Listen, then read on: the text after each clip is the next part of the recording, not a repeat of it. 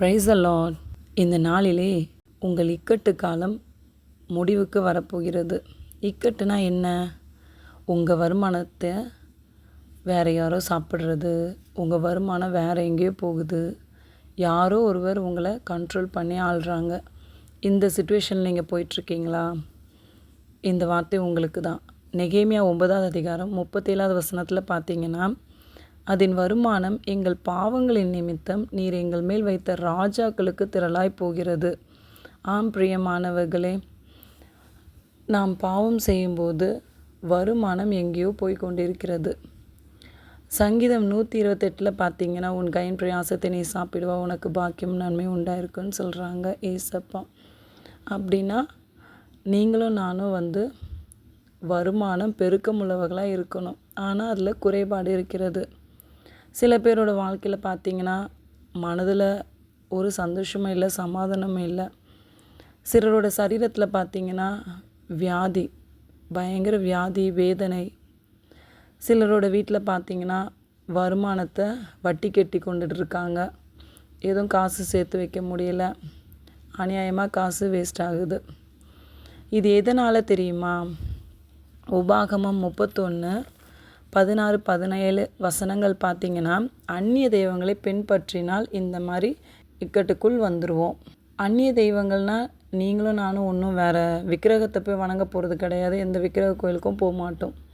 ஆனால் உலக பழக்க வழக்கங்களுக்கு நம்மளுடைய இருதயத்தை இல்லை நினைவுகள் சிந்தனைகள் ஒப்பு கொடுத்துட்டோன்னா அதுதான் அந்நிய தெய்வங்கள். உலக பழக்கம்னா உங்களுக்கே தெரியும் இல்லை? குடிக்கிறது, இந்த உலகத்தார் என்னென்னலாம் செய்கிறாங்களோ அதையும் நம்மளே செய்கிறது, அதே மாதிரியே நம்மளும் மாறுறது. அது நமக்கு இந்த மாதிரி இக்கட்டுகளை கொண்டு வரும். கிறிஸ்தவ வாழ்க்கை ஒரு வேறுபாடான ஜீவியம் பண்ணும்போது தான் நம்மளுக்கு அது தேவஜனங்களுக்கு ஒரு மேன்மை. விக்கிரகத்தை வணங்குறவங்களோட நம்ம பேசலாம், ஆனால் அவங்களுடைய செயல்பாடுகள் நமக்குள்ளே இருக்கக்கூடாது. உலகம் எப்படி போகிறதோ நம்ம அதன்படி நடக்கக்கூடாது, அப்படி போகக்கூடாது.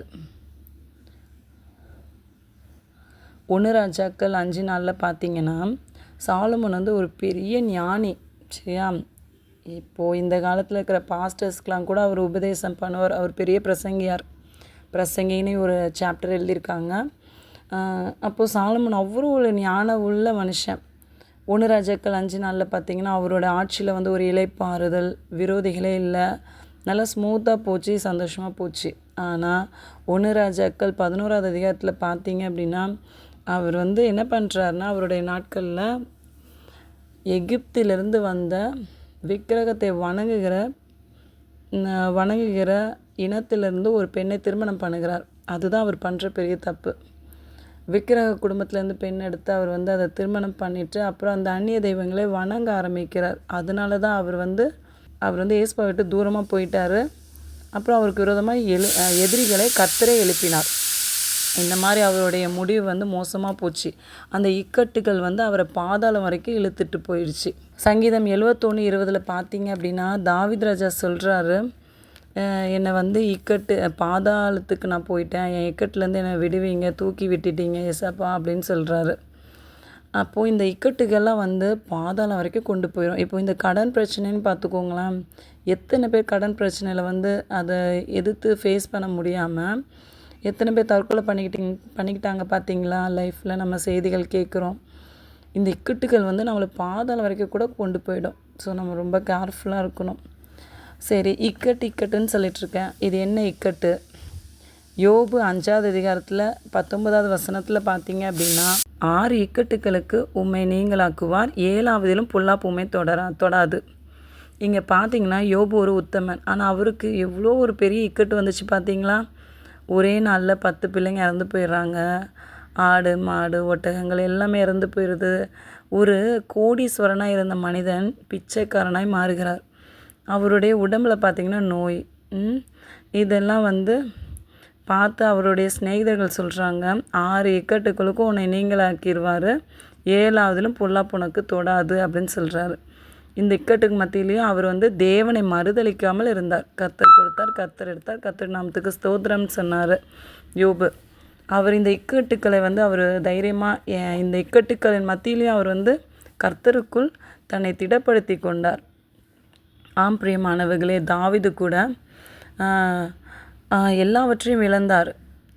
எல்லாம் அவருடைய மனைவிகள், அப்புறம் அவருக்குரிய திங்ஸ் எல்லாத்தையுமே, ஆட்கள் எல்லாத்தையுமே எடுத்துகிட்டு போயிட்டாங்க விரோதிகள். அப்போ வந்து கடவுளுடைய சமூகத்தில் போயிட்டு அவர் அழுது, ஓகேயா, அப்போ வந்து அவர் கர்த்தருக்குள் தன்னை திடப்படுத்தி கொண்டார். அதனால் திரும்ப எல்லாவற்றையும் அவர் வந்து பெற்றுக்கொண்டார். யோபுவும் பார்த்திங்கன்னா அப்படி தான். அவருடைய முன்னிலைமையை பார்க்கிலும் அவருடைய பின்னிலைமையை கர்த்தர் ஆசீர்வதித்தார். ரொம்ப சூப்பராக இருந்தாங்க. இந்த இக்கட்டுக்கள்லாம் என்ன? யோபு 5ஆவது அதிகாரம் 20, 21, 22 பார்த்திங்கன்னா ஃபஸ்ட் ஒன் வந்து பஞ்சம்.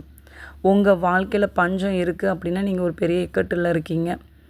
மரணம் சம்பவிக்கும்.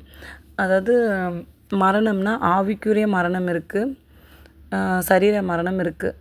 நம்மில் இந்த உலகத்தில் வாழ்கிற கிறிஸ்தவர்கள் நிறைய பேர் வந்து ஆவிக்குரிய மரணம் அடைஞ்சிருக்காங்க. சரீரம் உயிரோடு இருக்குது, ஆனால் ஆவிக்குரிய வாழ்க்கையை பார்த்தா செத்ததாக இருக்கிறது. ஸோ நம்ம ஆவிக்குரிய மரணம் அடைஞ்சு விடாதபடி நம்ம ரொம்ப கேர்ஃபுல்லாக இருக்கணும்.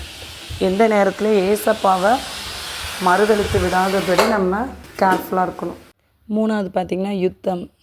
நம்மளுக்கு விரோதமாக விரோதிகளை கர்த்தரே எழுப்பி விடுவார். நமக்குள்ளே பாவமான காரியங்கள் இருக்கும்போது நமக்கு விரோதமாக நிறைய பேர் எழும்பிடுவாங்க. அப்புறம் 4வது பட்டயம். பட்டயங்களும் நமக்கு நேராக வரும். அப்புறம் நாவின் சவுக்கு. சில மனிதர்கள் உங்களுக்கும் எனக்கும் விரோதமாய் பேசுவார்கள். நீங்கள் சொல்லாத வார்த்தைகளை சொன்னாங்கன்னு சொல்லுவாங்க, நீங்கள் போகாத இடத்துக்கு போனீங்கன்னு சொல்லுவாங்க. இந்த மாதிரி நம்ம மேலே தேவையில்லாத குற்றங்கள் செலுத்துவாங்க. இதுதான் நாவின் சவுக்கு.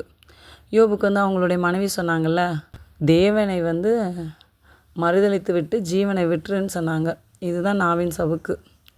இதுக்குள்ளே நம்ம போகிற சிச்சுவேஷன்ஸ்லாம் வரும். 6வது என்னென்னா பாழாக்குகிற வல்லமை. உங்கள் சரீரத்தில் வியாதிகள், இல்லைனா உங்கள் நினைவுகள் சிந்தனைகளில் ஒரே கவலை, துக்கம், மரண பயம், இதெல்லாம் நம்மளை பாழாக்குகிற வல்லமைகள். 7வது வந்து காட்டு மிருகங்கள். ஜனங்கள், திருச்சபையில் இருக்கிற ஜனங்கள் சில பேர் உங்களுக்கு விரோதமாக எழும்புவார்கள். திருச்சபையில் சில பேர் உங்களுக்கு விரோதமாக கலகம் மூட்டுவாங்க. ஸோ இந்த மாதிரி காரியங்களெல்லாம் நீங்கள் வந்து ஃபேஸ் பண்ணுறீங்க அப்படின்னா நீங்கள் இக்கட்டுக்குள்ளே இருக்கீங்க. இப்போ இதுலேருந்து நீங்கள் வெளியே வர்றதுக்கு என்ன பண்ணணும் அப்படின்னா, நீங்கள் கர்த்தருக்கு பிரியமான ஒரு வாழ்க்கை வாழ்ந்தீங்க அப்படின்னா நீங்கள் வெளியே வந்துடலாம். கர்த்தருக்கு பிரியமில்லாத துன்மார்க்கமான ஒரு வாழ்க்கை வாழ்ந்தீங்க அப்படின்னா யோபு 15:24 என்ன சொல்லுதுன்னா, இக்கட்டும் நெருக்கமும் அவனை கலங்கம் பண்ணி யுத்த சன்னத்தனான ராஜாவை போல் அவனை மேற்கொள்ளும். நீங்களும் நானும் துன்மார்க்கமான ஜீவியம் பண்ணியிருந்தோன்னா இந்த இக்கட்டிலே நம்ம மரித்து போய் விடுவோம். வாழ்க்கை இப்படியே முடிஞ்சிடும். சில பேர் வியாதியோடய செத்து போயிடுறாங்கல்ல, இந்த மாதிரி அந்த இக்கட்டுகள்லேயே மரித்து போய் விடுவார்கள். எரேமியா 30:7 அதில் பார்த்தீங்கன்னா, யாக்கோபுக்கு இக்கட்டு காலம், ஆனாலும் அவன் அதற்கு நீங்களாக்கி ரட்சிக்கப்படுவான் என்று கர்த்தர் சொல்கிறார். பிரியமானவர்களே, நீங்கள் இந்த வேலையிலையும் கர்த்தரிடத்தில் விசுவாசமாக இருந்தீங்கன்னா உங்கள் இக்கட்டு காலத்துலேருந்து கர்த்தர் உங்களை விடுவித்து ரட்சிப்பார். சங்கீதம் 25:22 பார்த்தீங்கன்னா, தேவனே இஸ்ரவேலை அவனுடைய எல்லா இக்கட்டுகளுக்கும் நீங்களாக்கி மீட்டுவிடும். பிரியமானவர்களே, இந்த இக்கட்டு நாட்களில் நாம் வந்து ஏசப்பாவை சார்ந்தே வாழணும். அவர் மேலே வச்சுருக்கிற விசுவாசமும் நம்பிக்கையும் பெருகணும். அவருடைய சமூகத்தில் அதிக நேரம் நம்ம ஸ்பெண்ட் பண்ணணும். அவர் மேலே இன்னும் அன்பாக இருக்கணும். அப்போ தான் இந்த இக்கட்டுகளுக்கு கர்த்தர் நம்மை நீங்களாக்கி விடுவிப்பார். நீதிமொழிகள் 11:8 பார்த்தீங்கன்னா, நீதிமான் இக்கட்டு நின்று விடுவிக்கப்படுவான், அவன் இருந்த இடத்துல துன்மார்க்கன் வருவான்.